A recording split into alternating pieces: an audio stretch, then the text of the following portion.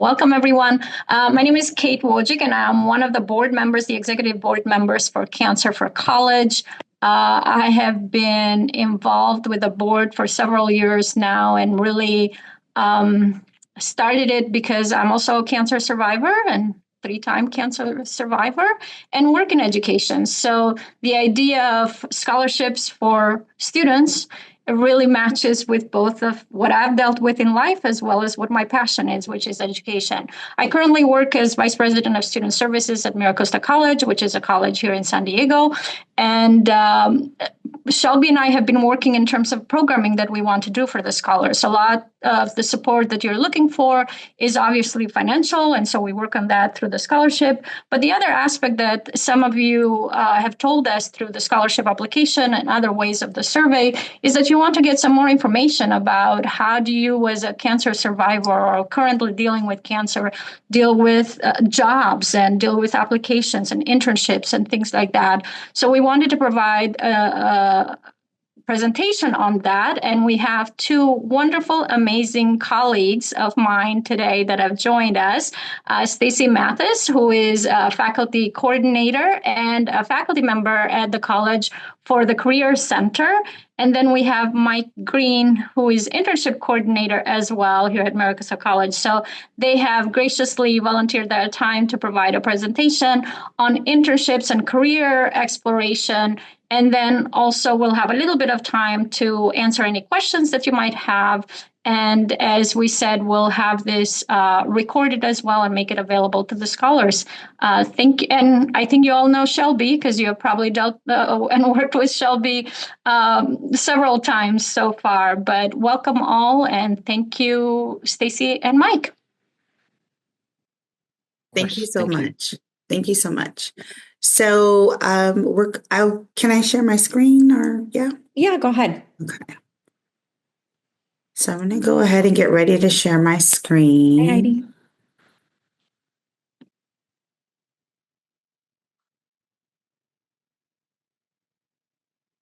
Okay. But I'm going to go ahead and introduce myself and then give Mike a chance to formally introduce himself as well. So again, like Kate said, I am Stacy Mathis, the career faculty coordinator for career studies and services, but also a career counselor. And so what exactly does a career counselor do? Today, we're going to kind of talk about career exploration, which is kind of my area of the house. And then I'm going to turn it over to Mike to talk about his side of the house. But again, I wanted to introduce myself. I am a former adult student. So I started community college at 32 years old. And I went from a GED to a master's in 5 years. So my journey is a little bit different. And so I guess that's kind of helped shape me and understand some of the challenges that students or people go through, career changes and so forth. So with that being said, I'll go ahead and turn it over to Mike to kind of do a more formal introduction on himself, and then I'll go ahead and go into the presentation. Perfect. Thank you, Stacy. As Alkeda and Stacy mentioned, my name is Mike Green. I'm the internship coordinator at Miracosta College, where my main role is to help students with resumes, LinkedIn, networking, finding, applying to internships, interviewing for those internships, and so on. My journey, I'm a first-generation college student, grew up in a tiny town of 3,000 people, and then went straight to a big, giant UC school and was completely out of my depth and did not know what resources were available to me or anything like that. And I was in my master's program, getting my master's in counseling, where I learned about career centers in general being available and do this type of work. And I had to go back and look to see if my school even had a career center because I never knew it existed. And, I'd been graduated for many years at that point. So I love working in the Career Center and helping people find their passion and that first step into the real world experiences with their major. So it brings me a lot of joy as it does Stacy, and we're happy to be here today to present to everyone. Definitely, definitely. And I'm sorry I said interview. I have interviews on my mind. I will be interviewing 3 days in a row next week. So I definitely have that in my mind. Sorry about that, Mike.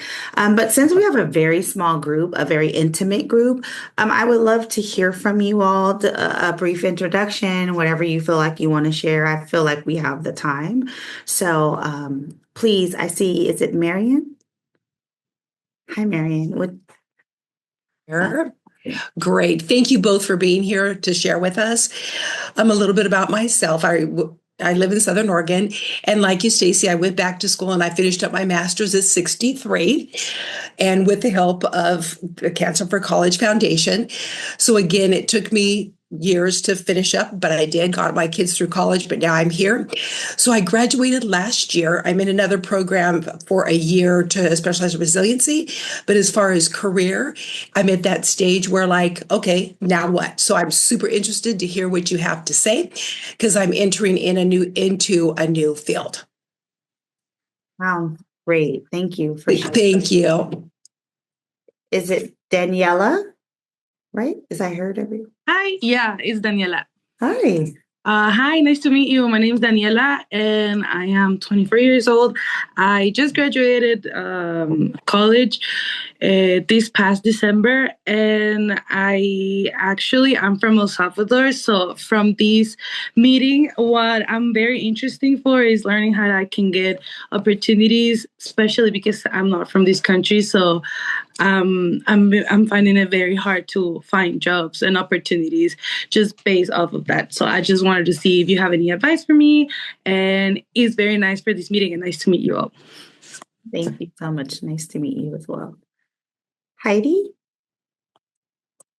Hi, good evening, everyone. Thank you for speaking with us. I graduated from college in 2021, and I got my undergrad degree from there. And ever since, I've taken classes at a community college, pre-med classes, because I'm interested in pursuing medical school in the future. So I also started attending a post-bac program that was supposed to be 2 years. However, I decided to leave after the first year due to, let's say, bullying. But I do right now. I'm taking a small break, and I am interested in learning what I can do during this gap year that I feel like it's happening right now. Kind of like I am interested in maybe getting a job alongside healthcare, or maybe something alongside with my degree of political science, or something that could align within both of them, so that I can also still pursue like medical school in the future. Thank you so much. Is that it, Shelby? I believe from my screen. Is there anyone else? Sorry, I'm muted. I think we have Damien. Oh, Damien, sorry. you're on here, right? Yeah, hello. Hi. Let me turn on my Sorry, I camera. didn't see you. Can you Hi, see me? Hello. Yeah. Yes. Good to see you, Damien. So yeah, I'm Damien Segoya. I'm still in my second year of college at UC Merced, but I guess I wanted to like take the time to like be in this seminar because like I've always like wanted to know how to like go from like graduating and stuff and to like first just like explore careers and how to actually like apply for jobs and like hopefully I'm like this seminar would help like with that process, so I'm really excited. Absolutely, Damien. Thank you. Thank you, everyone, for sharing. At first, I was a little worried, but then Damien came and saved the day because I have the background of the. Go ahead, Shelby. Is there someone Sorry, I don't recognize a Tammy from our end, but is she with? Oh yeah, I'm here. Oh, Tammy. I don't know if I recognize you. Are you from a previous year before I started with Cancer for College, or? No, I'm pretty new. Oh, okay. All right. Yeah. Go ahead and introduce yourself.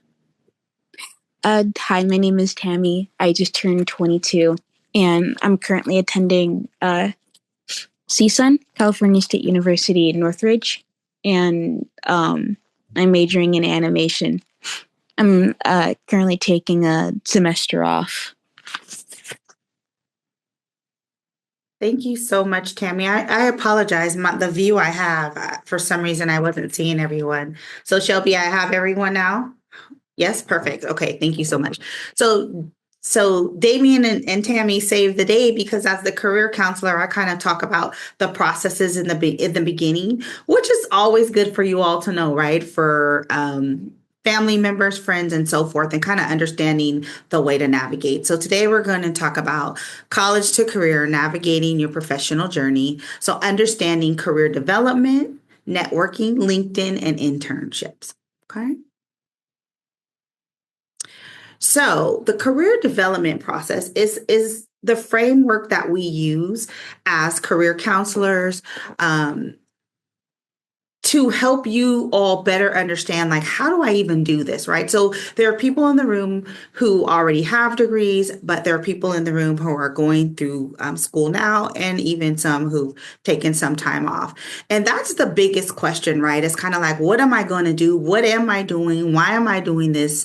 And what is the result that I'm going to get when I finished, right? And so the process is a career development process. And that's what I do as the career counselor is I work with students from the stages of having no idea, a couple of things in mind, or even know exactly what they want to pursue, but want to dive deeper into it. This is usually a process that a lot of us don't just necessarily do. Sometimes we have to stumble upon this work, but it really does kind of help smooth things out.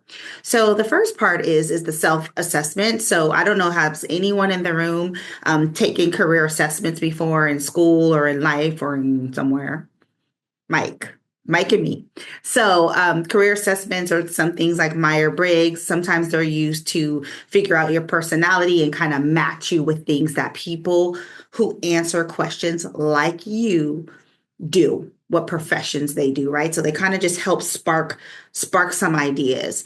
So they identify strengths and interests and values. Next is the career exploration piece. So this is where, hey, I'm trying to figure out if I want to be an engineer or a computer science major. The career exploration piece is where people tend to dive deeper. So I have a lot of tools that I use with students to kind of compare, but really, really dive deep, right? Because a lot of us that go to college will say, oh, I'm majoring in psychology.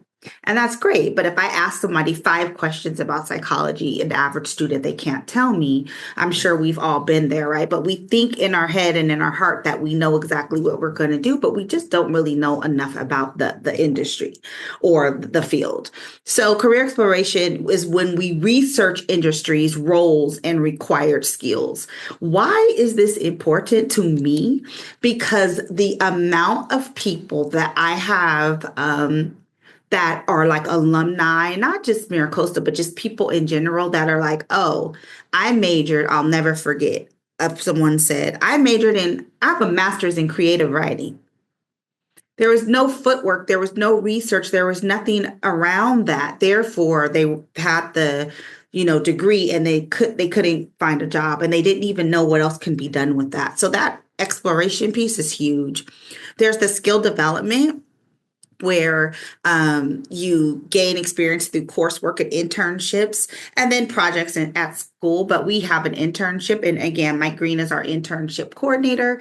So he's going to be phenomenal on kind of helping with that process of the internships. Ideally, when one was in college, or if you're in college now or having a gap year and going to go back, I really wish that the instructors would see the importance of the coursework to set you all up to get employed at some point, right? Because the whole purpose of going to school is to make a better life for yourself or your family, or just do something you love. But there's no worse feeling than doing that and not getting a position after all of that work.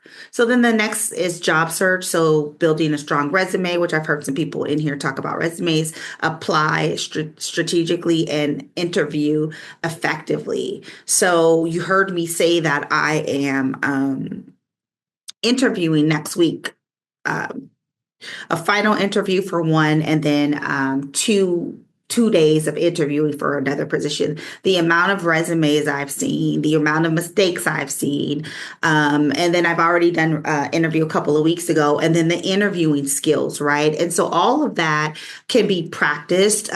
We do mock interviewing in our office for our students, and mock interviewing is super important. I did that in order to get this position at Miracosta, which is a highly sought after community college. So I am really big on, I really do believe in mock interviewing. Although I've had several interviews regarding the work I do, the mock interview gave me some really good key points about myself, things I say, things I don't say. So we're never really beyond that stage. And then there's career growth where you develop a long-term plan for professional success.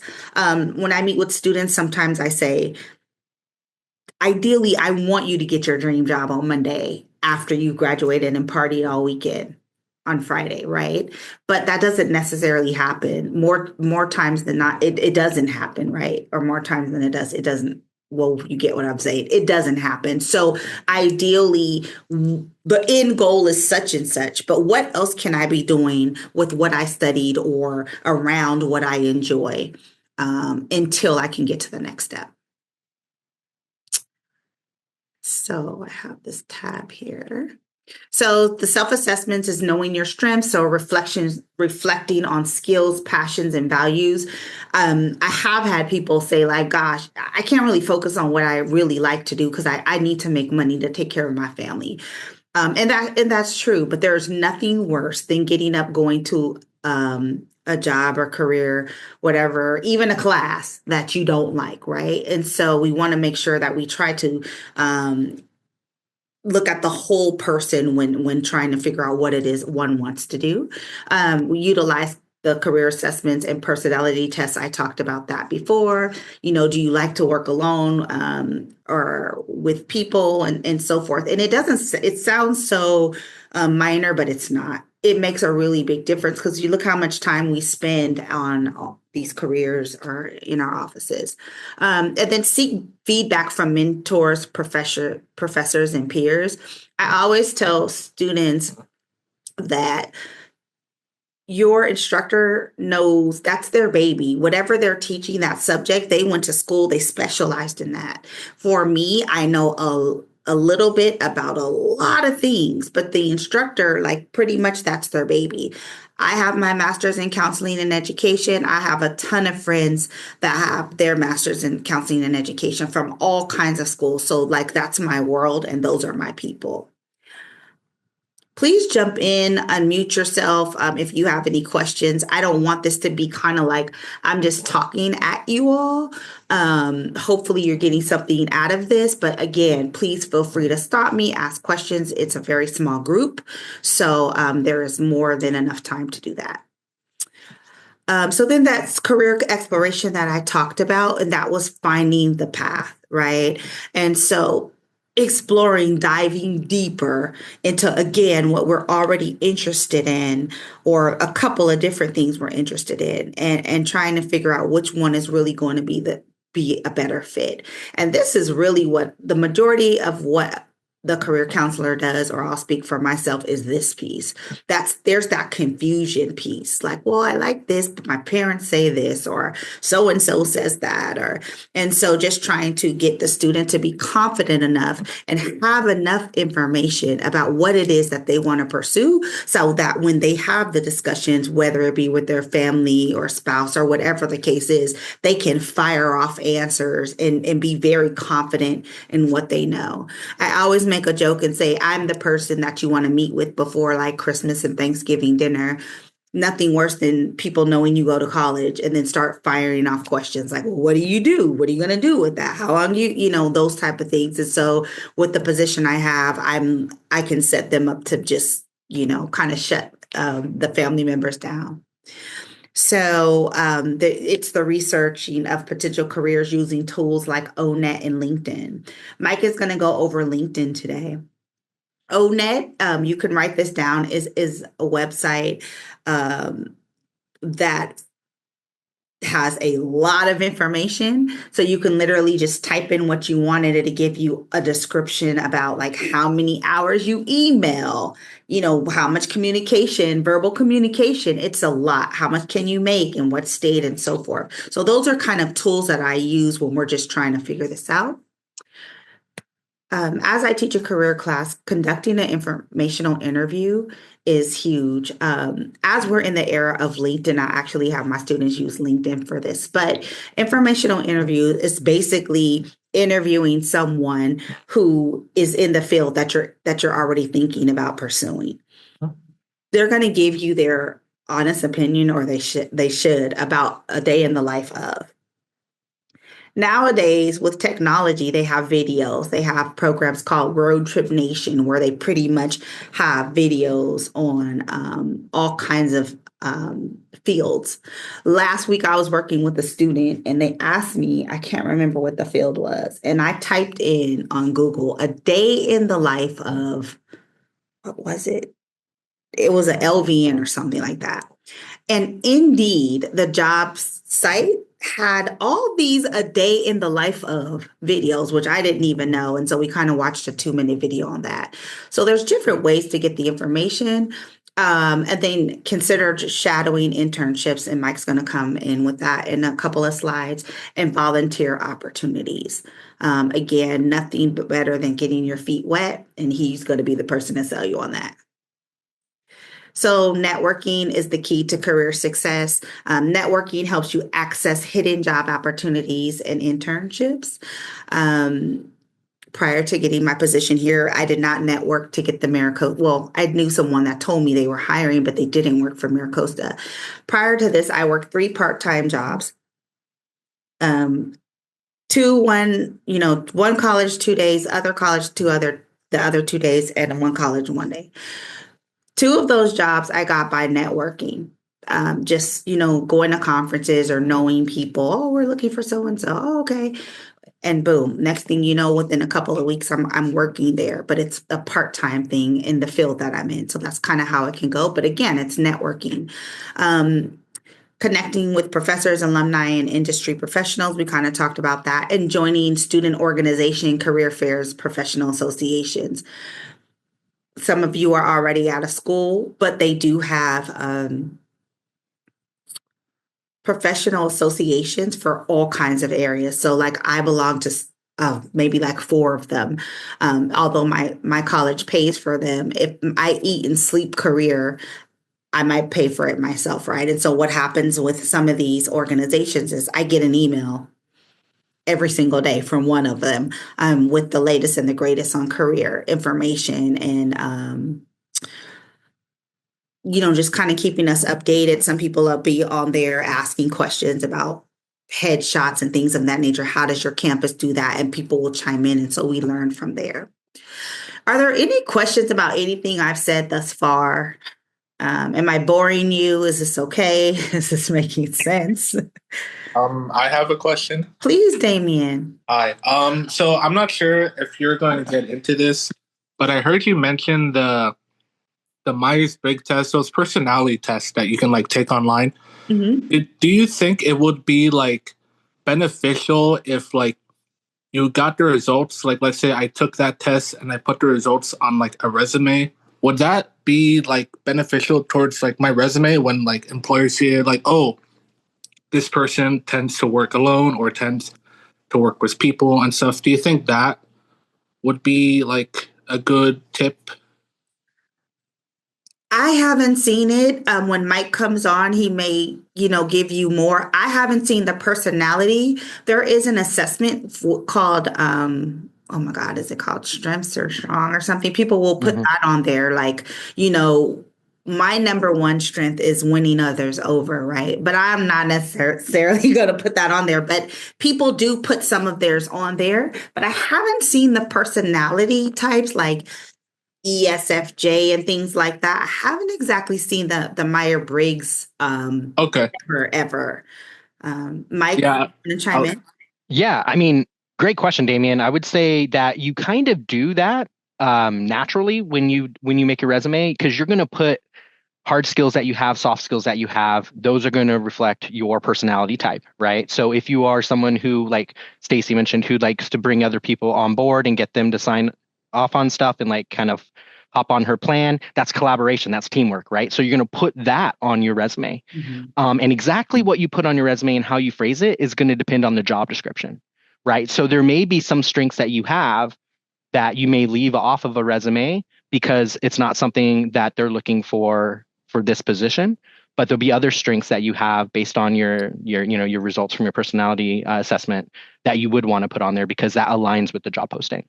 I see. And we'll talk a little bit more in detail about how you do that, but absolutely, you're going to do it. You're just not going to list MBTI results here. This is, because a lot of people aren't going to know what that means unless they're counselors usually. Okay. Cool. Yeah. Good question. Awesome. Thank you. Also, Damien, since you mentioned kind of the MBTI or personality type, if people in this room, are you familiar with the personality types or ever heard of them? Okay, perfect. When I teach a class, and everyone in this space probably knows this, but I have to say this. No one personality type is better than the other because when you go over them, someone's always like, God, I wish I was that. It's just like the way we look, right? We always wish we were something. It's just the thing, right? And so we need all the personality types, both personality types or dichotomies. We need those to kind of offset the world. And so there is absolutely not one better than the other. But I will say this. I noticed that my introverts, anybody in the room, you don't have to say who you are, but if you know that you're an introvert and you're not like a big talker and you're kind of quiet, and that's great. But when it comes to interviewing, you can do yourself a disservice. So that mock interviewing, back in the day, I don't do any of the interviewing stuff anymore, but back in the day, I used to tell my students like to stand in the mirror and kind of practice or walk around while they're getting dressed, practicing, because it's not habit for introverts to necessarily talk about themselves or, fire off some really good answers. They have a lot of good information that they hold on internally. But if you go against an extrovert, they're going to blah, blah, blah, blah, blah, tell it all, right? And you may be more qualified, but you didn't express, everything that you could have expressed in your interview. So if you are an introvert, again, we need you in this world. But when it comes to interviewing, I want you all to be mindful that you kind of have to, really sell yourself and what, who you are and what benefit you'll be to the company and so forth, so that you don't sell yourself short. Okay. All righty, I'm done. So now I am turning it over to Mike. Awesome. Thank you, Stacy. Okay, so Stacy talked about the power of networking, right? And how that's so important, right? To network with professors and classmates and professionals. One of the best ways that you can leverage your network is LinkedIn, right? So is everyone familiar with LinkedIn? I hope so.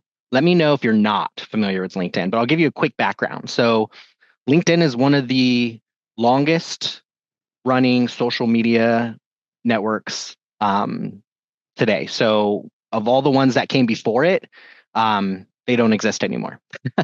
So LinkedIn was founded, I want to say 2003, May 2003. It beat MySpace by a couple of months. And it's still going strong. There's 1 billion users of LinkedIn worldwide, and there's 500 million weekly active users on LinkedIn. So if you're not on LinkedIn, if your profile is not ready to rock and roll, you're behind the curve. 80% of employers say that they use LinkedIn to, scan or kind of screen applicants. So they'll get your application information and then they'll see, okay, and they'll go to LinkedIn. Oh, you have your link on your resume? Perfect. I'm going to click on there. I'm going to go right there. Not, I'm going to search for you on LinkedIn and see if I can find you.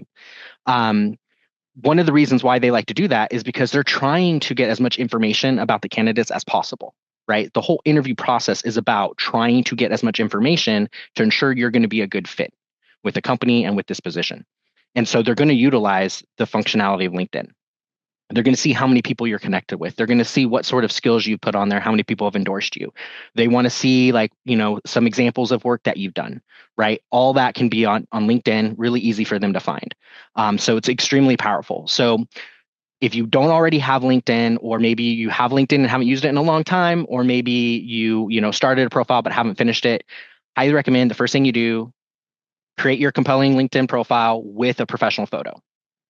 It doesn't have to be done by a professional photographer. When I say professional, I mean you need to look the part, right? So it shouldn't be you at the beach or you at the bar with a buddy or anything like that. This is not like Facebook or Instagram or TikTok or any of those type of social networking, right? It's professional social networking. So if you are looking to, do pre-med stuff, then maybe it's a picture of you, volunteering at a hospital, or maybe it's a picture of you in scrubs or in a white coat or something like that, right? So we can get the idea. We can see you in that profession. For like my chemistry folks and my biology folks, maybe it's you in the lab, right? And there's some like beakers or stuff behind you. That's totally fine. But you want to make sure it's professional. There's a couple of key sections in LinkedIn that you really want to focus on: your headline and your summary or your about me section. You want to make sure that you are explaining what you want to do there. A lot of times it'll default to your current position on LinkedIn, and that's not necessarily the best way, especially if you're looking to get a different job in a different field. Then having your current like position on your headline doesn't make a lot of sense, right? It's may turn off employers a little bit. So you want to make sure your headline matches, right? So that's really important. And then in your summary or about me section, you want to tell us about you, like engage with us, connect with us, right? I recommend a 2-paragraph format. 1 paragraph talking about like your passion, your motivation, what's driving you, your why, right? Stacy's big on finding your why, right? That's the career counselor's whole, role in your kind of career journey, finding the why.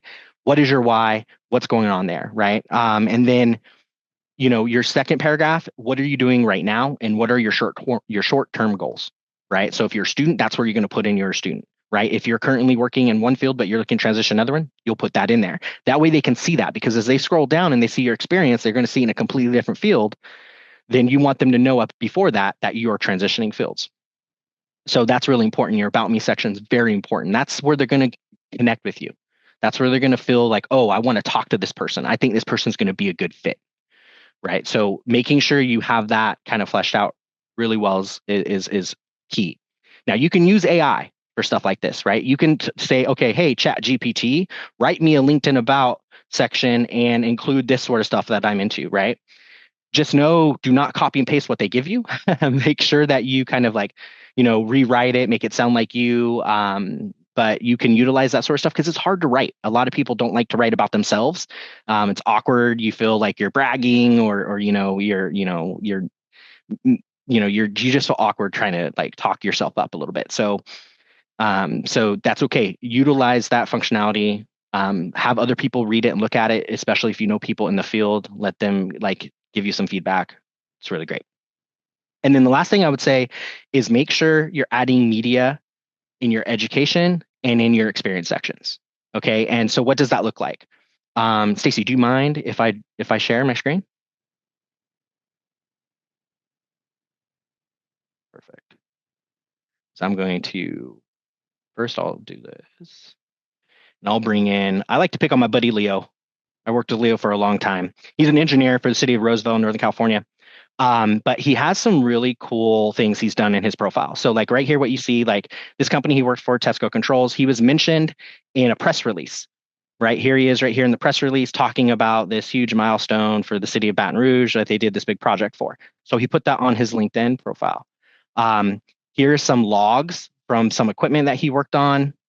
I have no idea what this means. Maybe if you're a systems engineer, you understand what this is saying. I have no idea, right? But it shows that he kind of knows what he's talking about. He gives us a little bit of like, hey, this is what's happening right here, right? So it's showing us that he knows what he's talking about. Here's a report for a radio survey that he did. And so it shows like some data and shows like, how he writes up the reports and things like that in his analysis. This is really great stuff to put on LinkedIn, right? You can think of it as an online profile, right? Part of his job as an engineer is to develop screens for operators so that they can easily see what's happening with the system without looking at the code. So he's developed different type of screens that look pretty, that show different things. This is a water pump, for instance. So this is the sort of stuff you want to put. So did you do a group project, right? Did you have a slideshow? Okay, share your slide deck, right? Did you do a project and report? Maybe share a couple pages from that report. You don't have to share the whole thing necessarily, but maybe the summary, maybe the first opening, the thesis, and all that sort of stuff. Share that. Let them see the work that you've done and the level of work you're able to complete. That will help them feel so much more comfortable and confident in hiring you than anything else. And LinkedIn will prioritize profiles with media integrated into it, right? So if you're putting in images or videos and things like that, like maybe you've coordinated some events. Great, take a video of one of the events. Look at all these people here for this event, right? And then you can post it. We do that sort of stuff all the time to Career Center when we do like a job fair or something like that. So that's really important. Add those bits of media in there, and it will make you jump up higher on those LinkedIn searches, and it will make your profile really shine. Lastly, you want to connect with people in the field or people that you've worked with previously. You do not connect with your cousin Sally, right, or Joe, who works in a completely different field, and you only see at family reunions or something like that. This is not the site where you're going to keep up to date on their daily lives and that sort of stuff, right? That's what all the other social media networks are for. LinkedIn, keep it professional, right? So you worked at Taco Bell, connect with the people you worked at Taco Bell. That's great. Taco Bell isn't an area you're going into. Maybe you're not going into retail or food service or anything like that, hospitality. Maybe you're going into some other area like animation, for instance. I heard a student mention that, right? But you still work there.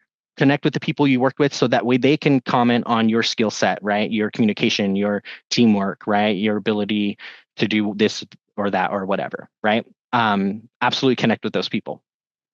That's important. If you're a student right now, classmates, professors, support staff, like counselors, right? And stuff like that, connect with all of them. Connect with them. Utilize their networks. I have 600 and something connections on LinkedIn. I'm on there solely to help students find their internship, find their job, right? Make connections, right? Connect with me. Send me a little note. Say, hey, I attended your presentation that you did. I will connect with you, and you'll have my whole network at your disposal to be able to reach out to people. Really important to connect with those people. They say for every person you're connected with, you end up with like 6 extra kind of people that you end up having within your network. So the more people you connect with, the larger your network becomes. 70% of jobs are found through networking. 70% of jobs are found through networking. That means if you're just applying cold via a resume and an application through someplace, you're fighting for 30% of what's available. Right. So if you're going to put your best foot forward and try to get as many jobs as possible or a job within a certain field that you want, you have to network. You have to network. Like Stacy mentioned, she was holding down 3 jobs at one point. 2 of those were found through networking. Right.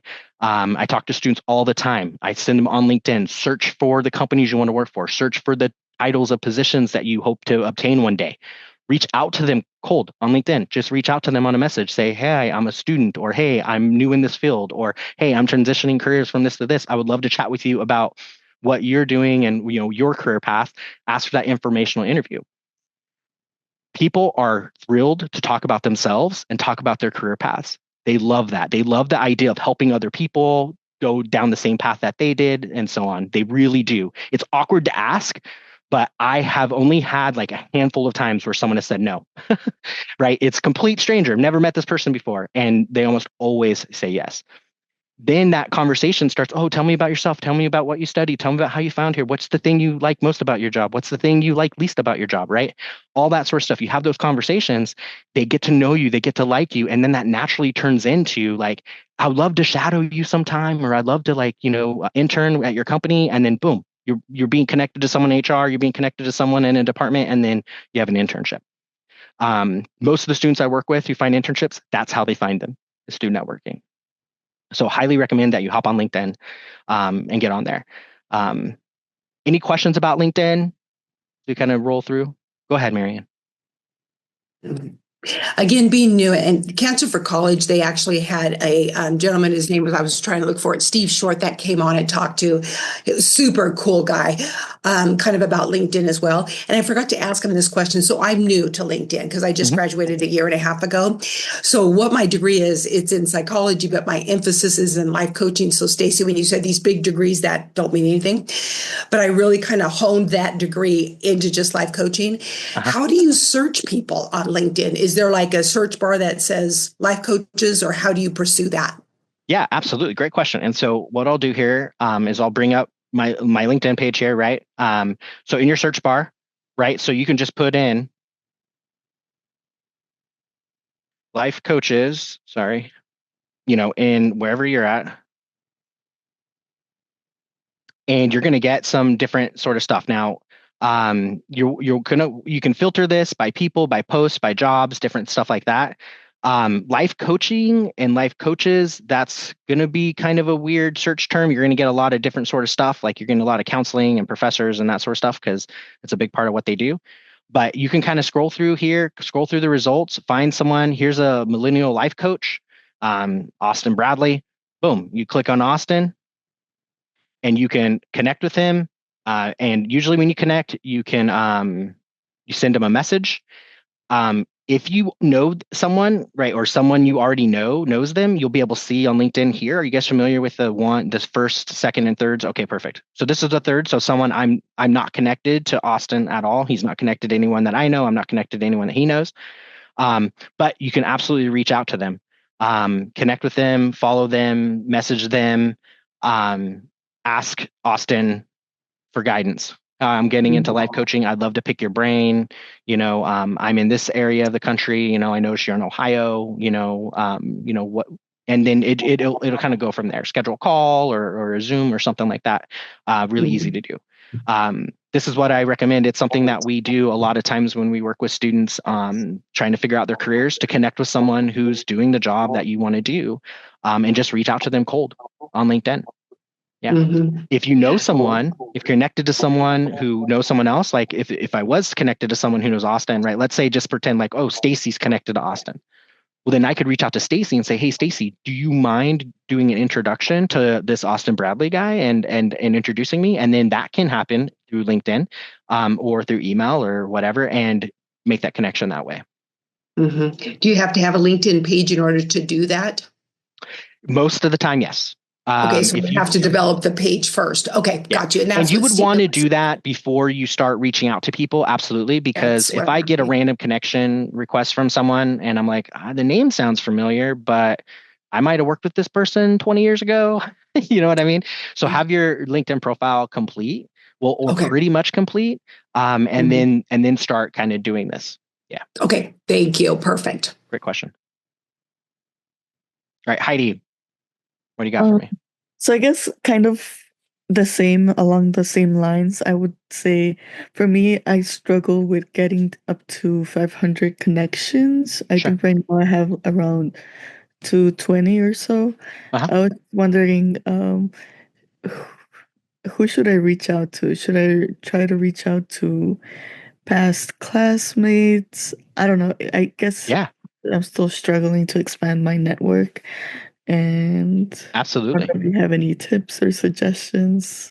Yeah, it happens pretty naturally over time. I had no intention of getting to 500 connections, and the next thing I know, I'm at 600 connections. It just kind of happens. So like right now, like all the people in this room, search for them on LinkedIn and send them connection requests.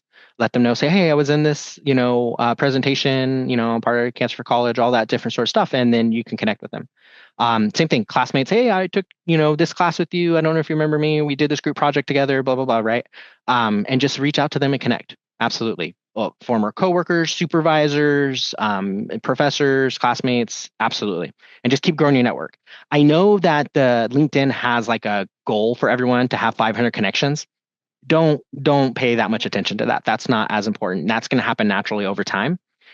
The quality of your connections is what's going to matter most, right? So don't just connect with every person that you don't know. You know what I mean? If some random person sends you a connection request with no kind of like note that says who they are and you don't know who they are, don't connect with them, right?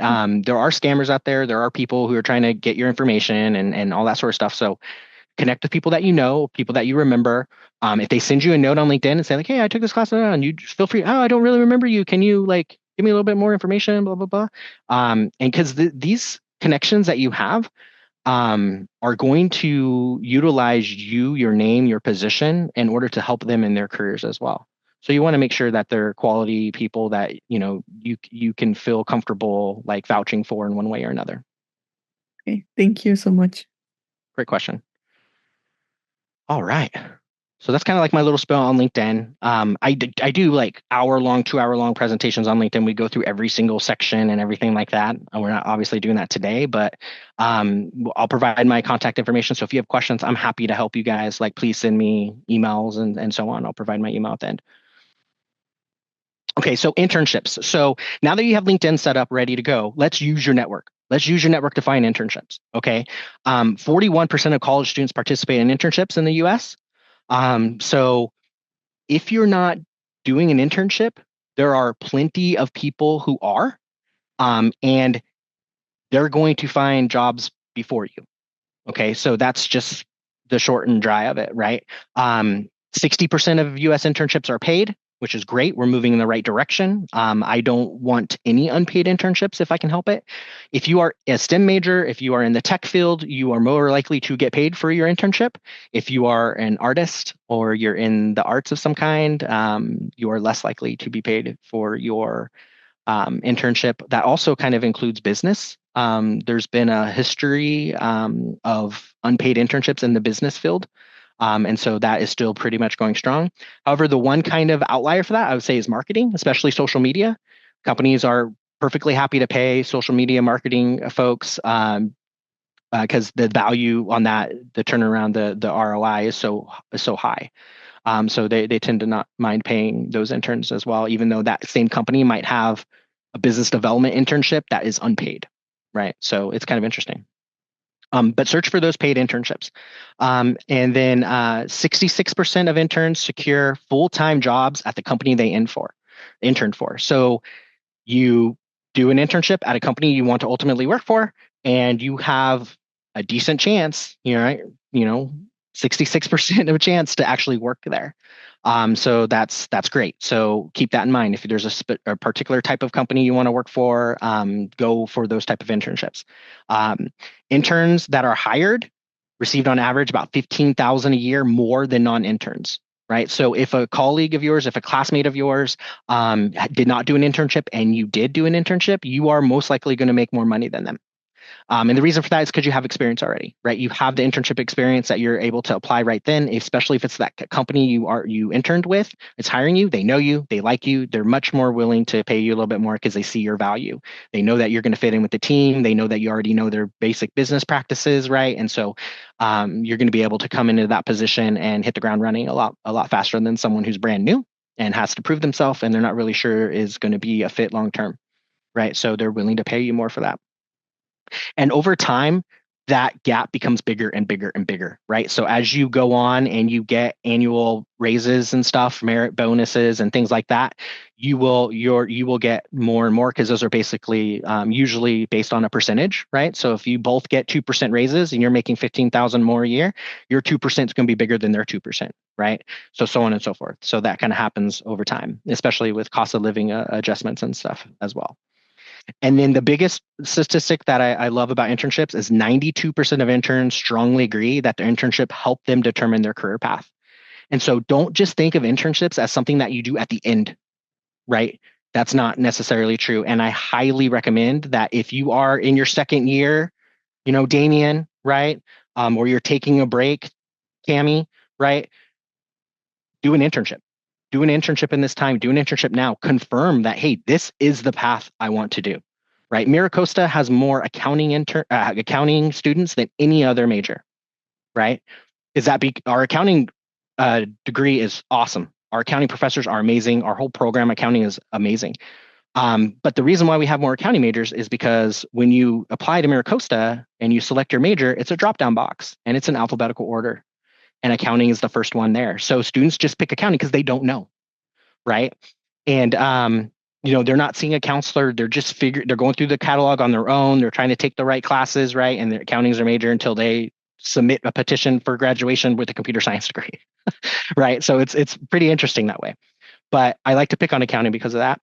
And I talk to students all the time. They love their accounting classes. Our faculty make it really engaging. They do a lot of really great work with the accounting students. Then they go and do an internship at a tax firm and they're like, oh, I'm sitting at a computer all day entering in a bunch of information from paper or from other, submitted stuff online. And all I'm doing is data entry and then submitting it for my supervisor to look over. And I'm not really talking to people. I'm not really engaging with anybody. It's not like my accounting classes are, right? And so you really want to test drive that career before you buy the whole thing, right? Because make no mistake, through your education, whether it's a scholarship you're using to pay for it, or whether you're paying for yourself or taking out loans, you are paying for that career, right, through your school. So test drive it before you buy it, date it before you marry it, right? The last thing I want is for someone to come back 5 years after they graduated and say, hey, that didn't work out. I didn't like that. I want to try something different, right? That happens all the time. And most of the students I work with who are looking for internships, they're in that boat.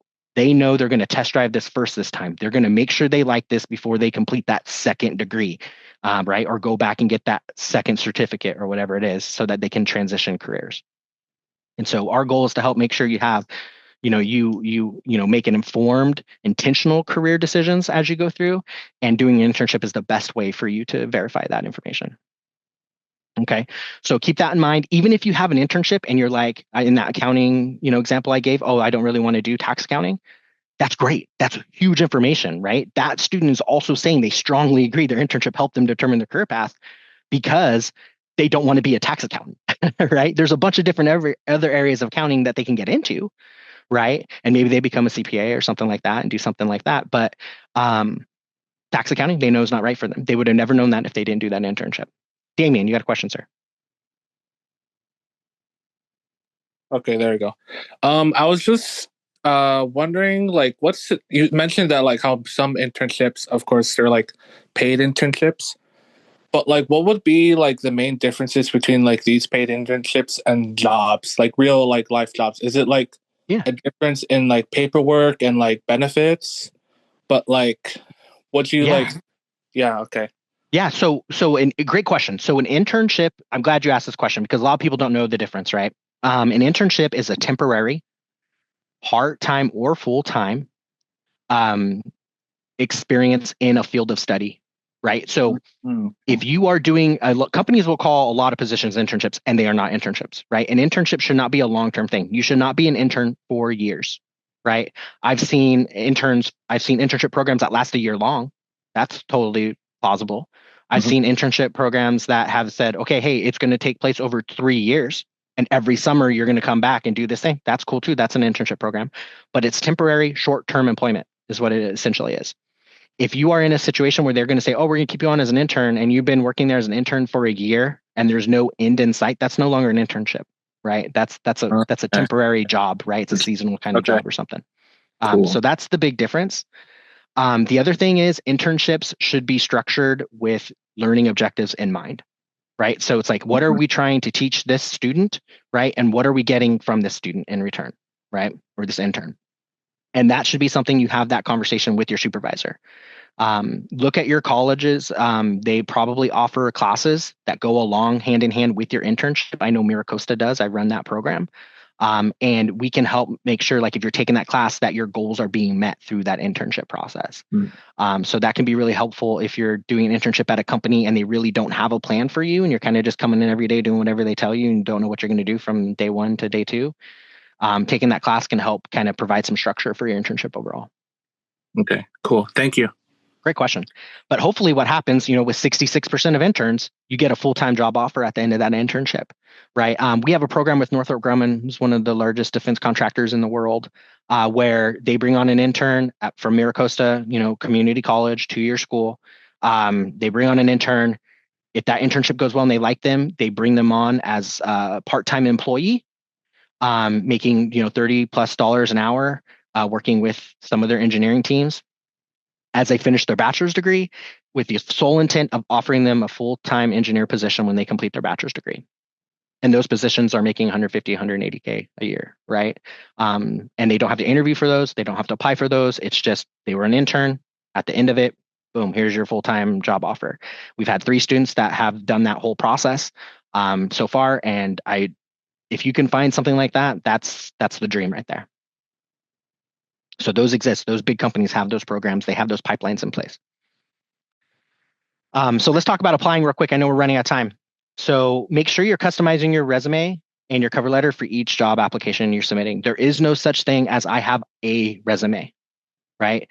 The biggest misconception about a resume is that it's an historical document that outlines everything you've done and all the skills that you have. That is not true. That's what it used to be 20 years ago, right? But now your resume is a snapshot of skills that you have that apply directly to the position that you are interested in. Okay. So you're not going to put every single thing you've ever done on your resume, right? If you're applying to the animation job, right, you may be just putting, hey, I worked at Taco Bell, right? And you don't need to put on there, like you say, okay, you know, customer service representative at Taco Bell. We know what you did at Taco Bell. You made some tacos, you heated up some food in a bag in hot water, and you called out people's number and worked a cashier station, right? We get it. We know what you were doing there. You don't need to list 4 bullet points underneath there telling me all your job duties, right?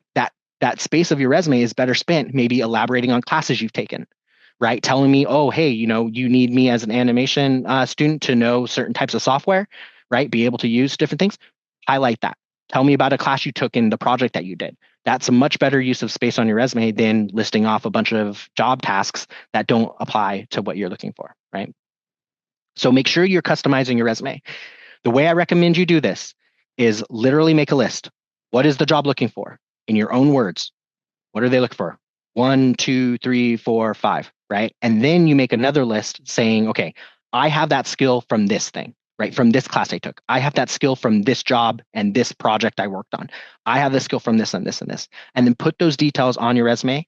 And then you can then write out those stories when you're going to your interview, have that story written out ahead of time, have that prepared, ready to talk about that.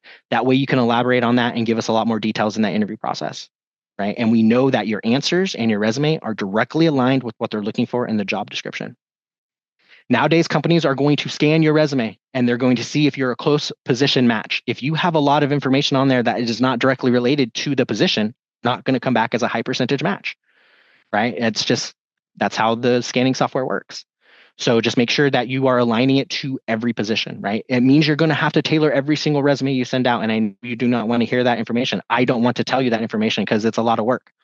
But when you get used to it and you're able to, and you have a template where it's easy to modify and update certain sections really quickly, you're going to find that you're able to do this in 10, 15 minutes for every single job. Well worth that time, effort, and energy. It's the difference between applying to jobs and not hearing back and applying to jobs and getting interviews. Make sure you research the company, practice interview questions, and use the STAR method, which I'm going to talk about in a second. Here's our resume template. Now, for most majors, this is perfectly fine. What's really great about this, it's easy to read and scan. You can see the use of bullet points to kind of help us kind of find different positions. I will put a link to this in the chat for all of you. So that way you guys have it. I'm putting a link to a web page here where you guys can find the resume template there for you. So you can download this. It's a Word document. Your summary of qualifications, you can change every single one of these. You can change every single one of these to match the job description. So this can change from company to company where you apply. Your education and certifications is all going to probably be roughly the same. And then your relevant coursework, if you are a current student or just completed your education, you can list 3 classes here that talk about what you learned in those classes and the different skills that you developed. And this can change. Different classes you will change depending on what the position is and what they're looking for, right? So if I'm looking at accounting, if they say, hey, you need to know QuickBooks, boom, accounting 148, QuickBooks. I learned about QuickBooks doing this, this, and this. One sentence is all you need, right? And what we're doing is we're bulking up your resume. The first half of your resume is all directly related to the job posting, which is key. And then when they scan that with the AI software, you're going to come back as a high percentage match. Right? What's really great about our template is I can add more bullet points in the summary of qualifications. If I want to list 6 or 7, I can do that. If I want to list, more courses, I can do this. I'm not limited. There's no text boxes. There's no columns that are kind of forcing me into certain, space constrictions, right? And so as you gain more experience, as you gain more education, you're going to want to add that in. And if you're using a template that's separated by weird columns or weird kind of text boxes, you're not going to be able to do that. You're going to limit yourself. So don't use a template like that. Now, the majors that I recommend do not use our template: graphic designers, artists, Maybe my animation student here, Tammy, maybe this isn't the resume for you. Maybe you want to do something a little bit more creative. But the idea behind this, the structure of it, the summary qualifications, the education, right, the accomplishments, the experience, all that sort of stuff you're going to still have on your resume somehow. You're just going to make it you, right? Put a spin on it, make sure that that represents you, right? And my marketing students, the same thing. You can get a little creative with this. But pretty much any other major, this is perfect resume, right? It's simple, it's easy to read, it's easy for the employers to get the information that they want from it. When they have 100 applications they're looking at and they got to scan through these resumes, they don't want to read a novel. They don't want big paragraphs of information. They want to be able to scan it quickly and move on to the next resume. If it's too cumbersome for them to get the information they need from it, they're going to put you in a no pile and move on because they have 100 other people, right? They're going to find someone who can do the job. They're not worried about that. All right. That's the resume piece. That's my little spiel about there. And then I'll finish up with the interview star piece. So this is how you formulate a great interview question or great interview answer. Sorry. The STAR method. So it's an acronym. It stands for situation, task, action, and result. So every single one of your answers in an interview, I highly recommend you think of this format. This is just ensuring you're telling a complete story that has a beginning, a middle, and an end. It's really hard to sometimes to wrap up a question on an interview. You kind of just say, and so, yeah. And that's the interviewer kind of answer. I see that all the time in interviews. So this ensures that you have a really strong ending to every single thing. So let's take an example of this. So here's a question from a job interview. So what significant problem did you solve on your last job? And here's a STAR answer, right? I was working as an intern at XYZ in the advertising department of the website. The visitors to our site were down by 15%, and we needed to generate more visitors. I reworked the site content to include additional target words for search engine optimization. By optimizing the site, our visitor count went up by 29% within the month. Okay, so a couple different things there, right? We are providing details. We're saying the company name, right? We're saying some metrics like, oh, it was down 15% or it went up 29%. These are really key pieces of information. Most of the time when we do mock interviews, my feedback to students is generally around, give me more details, right? If you were talking about you're working on a team of 6 people, give me their first names. Tell a story, get me engaged, right? That I want to hear what's happening. I want to understand what everyone is doing, right? And if you're saying, well, there's 3 people working on this and there's 2 people and I was with another guy, oh, okay, like there's so many, like, theys, thems, he, she's, like I'm getting confused with who's who and what they're doing, right? So say the names. Johnny was doing this, Mike was doing this, Stacy was doing this, right? Daniela was doing this, right? That's how you tell the story, right? Provide those details, right? And then you see keywords in here like target words, search engine optimization. This is important for marketing people. They know what that is. Like, I would say, give me more details. How did you determine what those keywords should be? Did you use Amazon Web Services? Did you use Google Analytics? Like, where did you pull that information from, right? Including that sort of information in your star response is great. We want to include those details, right? Makes them more comfortable with your skill set and your ability. And they tend to believe you with the more details you have in there, right? So if you're very vague, and that's like, I get this all the time. Oh yeah, I solve problems all the time. Like every single day is a different problem that we have to solve, and every day I end up solving a different problem. Sometimes I'm doing it by myself, sometimes I'm doing it with other people. I see every day as an opportunity to solve something, and we see a lot of interview answers that are something like that. It's just vague, kind of this like kind of answering the question, but I asked for a significant problem you solved on your last job. I want a specific answer to that question, right? And most of the time we don't get that specific answer. Any questions about the STAR method? Okay. Write this stuff down. Write it down. Send it off to people to review for you to make sure that it looks good, right? That sort of stuff, right? Highly recommend you get that feedback and then do a mock interview with people. Make sure that you're saying your STAR answers, right? You do not have to have it memorized, but you should not also be reading off a paper in your interview either, right? You kind of want to half and half this. Look down. Oh yeah, that's right. Next point. Move on. When I interview, I write STAR at the top of my notebook. And so every time I'm answering a question, I'm looking down and being like, that's right. Okay, I got to get to the result. Don't forget the result. Because it's really easy to say I was working in an advertising website. We were down visitors. I reworked the site content for search engine optimization. End of story. That's a natural way to kind of end the story. It kind of happens all the time. But we want that R, right? What was the result? Did it go up? Did it go down? Did it work? Did it not work? Are you still in the process of figuring out if it worked? All that stuff is good. All right. And I'll pass it back over to Stacy to Bring us home, Stacy. All right. So thank you so much for sticking around. It's already 8 minutes after, so pretty much just set your goals, take proactive steps, build your professional brand through networking and LinkedIn. I went ahead and put our emails on in the chat just so that you have them if you have any further questions. Participate in internships as often as you can. Mike was really good with that. And then stay persistent and open to learning in your career is a journey. And I know there's all kinds of levels in here of people doing different kind of stuff, but just stick to the path. It will come together. Okay. Thank you so much for being a part of this, and please reach out. Mike has put some job interview resources in there. And again, the resume, and then you have our emails as well. Okay. Thank you so much. Thank you. so I don't know if much. anybody has any last minute questions for Stacy and Mike. I know we're a little over time. I have one question.